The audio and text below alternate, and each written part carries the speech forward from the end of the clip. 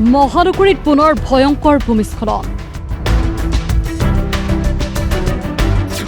পাটৰকুছিত ভূমিস্খলনত আহত ভৰত ৰাভা। বশিষ্ঠৰ স্বৰ্গপুৰত বাসগৃহৰ ওপৰত খহিল পাহাৰ।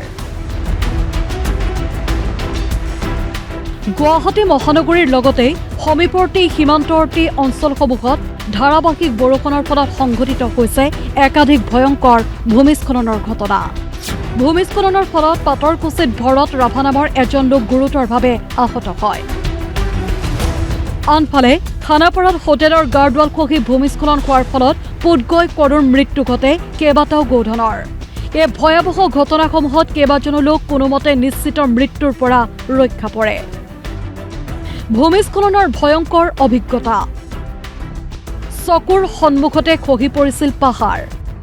ঘটনাৰ সময়ত ঘৰত অকলে থকা বিজুমণি কলিতা নামৰ মহিলাগৰাকী ভাগ্যক্ৰমে ৰক্ষা পৰে, কিন্তু মুখামুখি হ'ল অনাকাংক্ষিত অভিজ্ঞতাৰ। 5 পৰা 6টাৰ মাজত একজেক্ট টাইম নাই, মই নাজানো। লেকিন মই ইয়াতে বহি আছিলোঁ, তো হঠাৎকৈ এইটো চব পৰি আহিল তলত। মোৰ মাই তাত আছিল, মোৰ দেউতাও আছিল, সিহঁতে বাচিলে।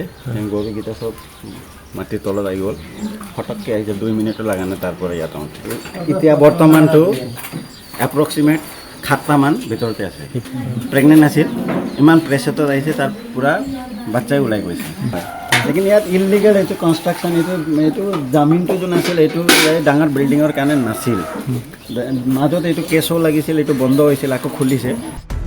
পাটৰকুছিত ভূমিস্খলনৰ কবলত পৰি গুৰুতৰভাৱে আহত হোৱা ভৰত ৰাভা সংকটজনক অৱস্থাত এখন ব্যক্তিগত চিকিৎসালয়ৰ ICUত ভৰ্তি কৰোৱা হৈছে। বশিষ্ঠৰ স্বৰ্গপুৰ জ্যোতিপথৰ দীপ কলিতাৰ বাসগৃহতো পাহাৰ খহি সম্পূৰ্ণৰূপে ধ্বংসস্তূপত পৰিণত হয়।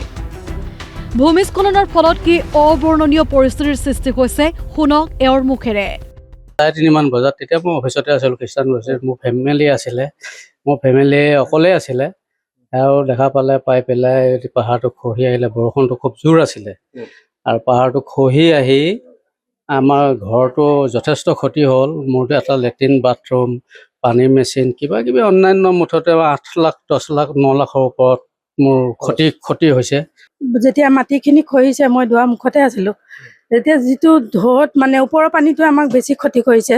ওপৰৰ এটা ৰাস্তা, এইখিনিতে বিল্ডিং এটা বনাইছে, সেই পানীটো মানে আমাৰ ছাইডেদি অহা কৰিছে। সেইকাৰণে পানী ঢৌত একদম একেৰাহে মাটি যেতিয়া খহিছে, মানে আমাৰ উপায় নাই। মানে স্বৰ্গপুৰত ওলমি আছে কেইবাটাও বাসগৃহ।